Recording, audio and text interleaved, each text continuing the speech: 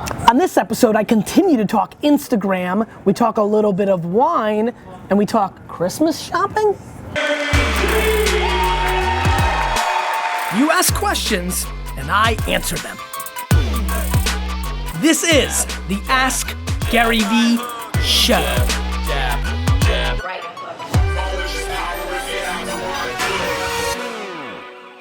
Welcome everyone, this is GaryVee, Nerdchuck, and this is episode 57 of the Ask GaryVee Show. Before I get into the show, Gina, by the way, I loved your reaction. Show Gina real quick. Gina reacted, she was just doing her own work. She was just doing her own, like just living.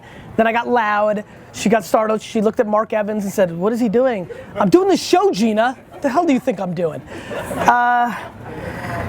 Before I get into the show, I want to give a huge shout out to the Vayner Nation. I've been noticing some amazing content around this show, and so I'm going to start showcasing some of that native stuff. All you hustlers and marketers out there, don't go start making stuff to try to get on the show to get a shout out, because we will taste the inauthentic nature, won't we, Alex? We will taste the inauthentic nature, the hacking. We're only gonna do stuff that comes from the heart. And Stu Factor, I'm giving you a huge shout out.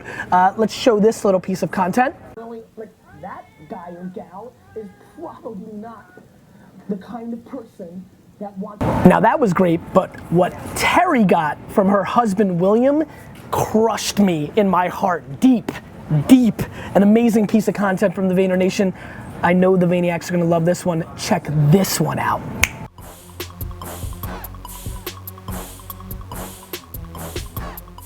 And now, with all that heartwarming, oh, by the way, Steve's back. You know, thanks for all the well wishings, everyone. Steve from his monumental sick vacation is back. Let's get into the show. June asks, "My husband is a big picture kind of guy, but so is his wish list. Any advice on Christmas shopping for this type?" June, you know, this is a great question. If he's a big picture kind of guy like I am, I can answer this perfectly, so I hope he is, because I know exactly what I want, which is one-of-a-kind experiences or effort. Let me explain. Meaning, you don't need to spend a lot of money. Like, for example, here's the greatest gift that Lizzie could ever get me. She could go around for months. You know, my 40th is coming up next November. She can go around and interview every person that I've ever met. Or like, she should come to Vayner and basically get everybody on video telling me that I'm the greatest, right? Like that to me is an ultimate present, and it's unscalable, right? Like that's a lot of work. To me, the way to really wow your husband is to make something that is a one-of-a-kind and something that is not scalable. See, my friends, the reason people like those kind of gifts is it's effort. Money, you know, a lot of times, listen, it's hard to get money, but a lot of money from a gifting standpoint is easy. You spend and you buy something, that's great, but your time, your effort, your heart and soul, those are the things you can't replace. And so for my wife and I and the like-minded people that I've met in my life, it is about those experiences. It's about the dinner, it's that you have that's special that somebody cooks, or when somebody makes something. Lizzie got me a gift for our 10th wedding anniversary that I'll keep to myself that is so incredible, and it speaks to that world. And so I would try to do something that's not scalable. Call up 5 of his best friends growing up that he's fallen out of touch with and have them create an audio podcast of like reminiscing of stories when they were kids. Something that just isn't replicatable, something that can't be bought, something that took your effort to execute for him. Antoine asks, "What keeps you up at night?" Antoine, this is a very quick and easy question. Literally, and you know, and I think at some level the reason I took this question, because this is not, I probably have addressed this before with the Vayner Nation, but I just, you know, every so often it's a worthwhile venture to bring it up again, which is, you know, the only thing that keeps me up at night is the things that I can't control. And the only thing that I can't control that really cripples me is the health of my family, right? The health of my family is what keeps me up at night, which is, you know, just something I can't control. I can do everything right, but, you know, an accident or something unfortunate or disease that we all hate so much can come along and change the course of my life. When it comes to business, when it comes to my relationships, I feel in utter control. And, you know, I really, really recommend to a lot of people here, it's amazing to me in the stress-filled world that I live in by outside standards, my calendar, what I'm trying to achieve, my own stress on that, all the things that are pulling at me. You know, none of it stresses me because it's gonna be what it's gonna be. I'm gonna execute against my skill and some of the serendipity that comes along with the game, and I'm very comfortable and zen in that game. But the thing that does bother me, the thing that makes me upset or I'm concerned about is 100% the well-being of my family. Gary Vaynerchuk, I have an Ask GaryVee question. I'm here in Tasmania at the opening of a brand new cellar door winery and oyster bar. It's a small 3-hectare vineyard, 7 acres. Now, I'm going to ask you a question. If you had a 7-acre vineyard and it didn't have these wonderful views that we have here, how would you sell lots of wine? How would you do things different to all the other vineyards that are out there? Cheers. Love your work. Thank you.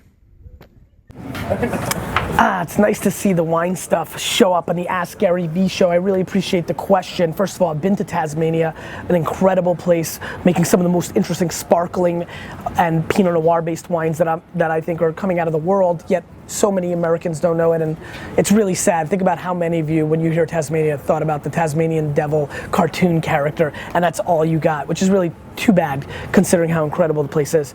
You know, look, I think that we've addressed my, you know, it's funny, we made a movie, D-Rock, you crushed it. Let's link it right here because I know you can do that in the YouTube world. The Clouds and the Dirt. And the answer to your question are really clouds and dirt, or as ways that I used to say to my dad, big and small. The way I would sell a lot of wine would be big and small. Let me explain. You've got a small kind of parcel, you're not making that much wine, and so the small would be hand selling. You know, I'd be flying over to Australia, I would be going into the big cities within New Zealand, I would probably pick 1 or 2 markets in Asia, and I would literally fly in and hustle. Literally knock on doors, walk around with sommeliers and salespeople from the companies that represented my wine, and one by one, restaurant by restaurant, retailer by retailer, sell the product. Taste and sell, the unscalable, the small. Now on the big, and you've heard me give this advice in the past, I would become a media company. Now look, it's very easy for me to say that that's what I would do because I actually did it. In 2006, while doing the small stuff, the tactical email service, the website, building a wine shop, working the floor on a Saturday and selling. If you haven't seen my comeback video, I know, a lot of editing, Stefan. Those are the small things, but the big things were Wine Library TV, right? I decided to make myself the critic. I would, if I were you, for your winery, become the authority of food and wine. Food and wine, I wouldn't go lifestyle and travel, but I would be the authority of food and wine for New Zealand food and wine, the cuisine and the wines. I would actually review and talk about your competitors. With a small parcel, you're not competing with anybody really, because there's a room for everybody at that level. So I would literally turn yourself, and clearly you're a very charismatic and good looking man on video, you just did it, you felt comfortable doing it. I would execute that at scale, literally replicate what I did by putting out content, whether video, which I think you should do based on what I saw, or written form. Become an authority. You need to be a media company, you need to be bigger than you are, brought to you by your wine. So I would go big and small. But by the way, don't get caught up in the glam. While I was showing up on Conan and everybody was courting me for TV shows and everything was great, I was still downstairs hustling, trying to sell 1 more bottle of Pinot Noir. I was still in my office till 11 p.m. answering people on Twitter, answering my email, trying to get a good deal on a Barolo. I was still doing the small. It's not playing in the middle. It's going big with you need to become the authority of New Zealand food and wine, and the small. And you have to have the humility to get on a plane, sit in the middle aisle, and go to the Philippines and sell a couple of bottles to some random restaurant. Got it? Scout asks, should all young companies have a sleeper website as a strategy to not let the competition know how big you're getting, or will it hurt the brand? Scout, I assume you're asking this because Vayner had a website for quite a while that seemed, I don't know, like we were going out of business. You know, by the way, big shout out to the creative team. That was all my, I don't want anybody who builds the website for the company to get upset about it. That was all on my head, my fault. Look, I think what you do with your website needs to have a strategy. At the time when I was building Vayner, where we had that website, I didn't think we needed to showcase our work or our people or awards to get new business or new talent. I wanted to be really known for what we were doing internally. It was very in an internal time, and the strategy was I didn't want anything outward messing up what I was head down doing during that period of time. I think every website, every tweet, every Instagram photo, everything you do, the way you suck in the oxygen needs to have strategy behind it. We should expand on the strategy of the way you consume oxygen. I'd like to see where I'd go with that. So every action needs to be well thought out. Do I think companies need to do that? I absolutely do not. I think my company needed to do that because that's what I thought was the right course of action, staying low, not making, one of the big things is that people thought I was starting an agency, that Mr. GaryVee Crush It Twitter guy was starting an agency, and it would be a front, right? Like I'd sell you on the sizzle and then our work would suck, and like that's happened so many times. I was so obsessed with actually building a company that and so obsessed that people forgot that I actually built a company before that I didn't want it to be about the sizzle or me or putting all this out stuff. So we just put our head down and executed, and the website really represented where we were at that time. So I don't think there's tricking anyone, like look over here, we stink and then we're great, we got you. I think that that's a romantic way to think about it. I think the actions that you put out to the world need to replicate exactly what you're trying to achieve at that moment strategically for the purpose at hand, whether that's raise money, whether that's to become more famous, whether that's to build a business, and so that's how I see it. Scott asks, why are you moving a bunch of energy to Instagram? Is it a trend you're reacting to? Scott, the answer is yes. It is a behavioral trend that I'm reacting to.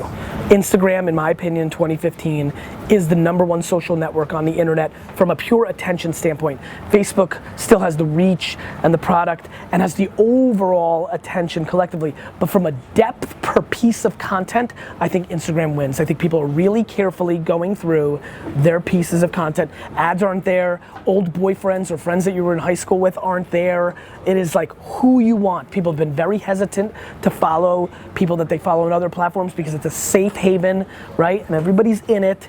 And absolutely, that's why I'm pushing. Absolutely, that's why I want everybody here at the Vayner Nation to follow me there, because I think my behavior will shift more and more to doing exclusive things there, to telling you about things that I don't say in other places. It's becoming a real 1B to my Twitter world and my Facebook fan page. So I'm in a 1ABC world right now, whereas Instagram was a 2 or a 3 at the beginning of this year. So it is absolutely, just like the last question, my friends, Vayner Nation, let me make it perfectly clear here on episode 57. Big shout out to my boy Bart Scott. As a matter of fact, let's put up the video when Bart Scott gave me a shout out, and I can't wait for the thank you economy. Find it, it's there, it's out there. Let me make it perfectly clear. Nothing I do isn't a strategy that's reacting to consumer behavior. It's how I roll. Question of the day. What is your Instagram handle? Put in the comments. I want to follow some of you, and I think some of you want to follow each other. You keep asking questions, I'll keep answering them. Oh crap, wait, subscribe! I need subscriptions because I can't push this many right hooks in social, so subscribe!